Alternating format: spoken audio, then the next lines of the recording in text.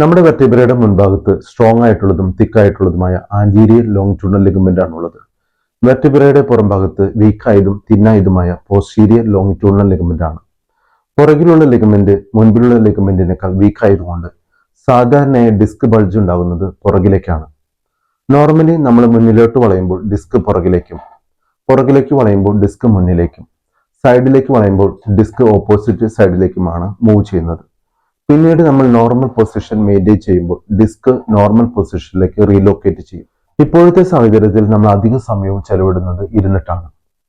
പ്രത്യേകിച്ച് നമ്മൾ മുന്നോട്ട് വളഞ്ഞിരിക്കുമ്പോൾ അത് ഡിസ്കിൽ അധികം പ്രഷർ വരുന്നതിനും ഡിസ്ക് കണ്ടിന്യൂസ് ആയി പുറകിലേക്ക് ഷിഫ്റ്റ് ചെയ്യുന്നതിനും കാരണമാകും.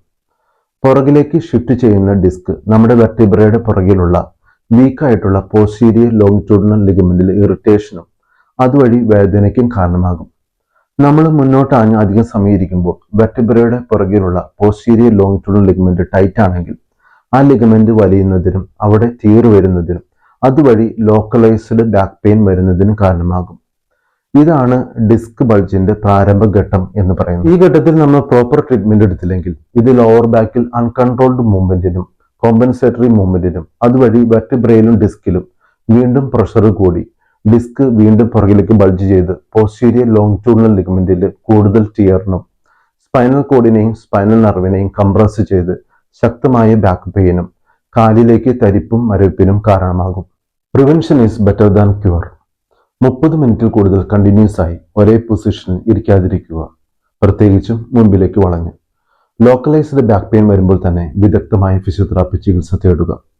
ഡിസ്ക് ബൾജ് വരാനുള്ള പ്രധാന കാരണം വെർട്ടിബ്രയിലും ഡിസ്കിലുണ്ടാകുന്ന അമിതമായ പ്രഷറും സ്ട്രെസ്സുമാണ്. വേദനയെ മാത്രം ഫോക്കസ് ചെയ്യാതെ വേദനയ്ക്ക് കാരണമാകുന്ന യഥാർത്ഥ കാരണങ്ങൾ കണ്ടെത്തി അവയ്ക്ക് വേണ്ടുന്ന ഉചിതമായ എക്സസൈസുകൾ തിരഞ്ഞെടുക്കാൻ ശ്രദ്ധിക്കുക. ഈ വീഡിയോയെ പറ്റി എന്തെങ്കിലും ഡൗട്ട് ഉണ്ടെങ്കിൽ വീഡിയോന് താഴെ കമന്റ് ചെയ്യാൻ മറക്കരുത്.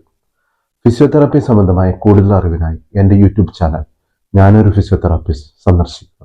Thanks for watching.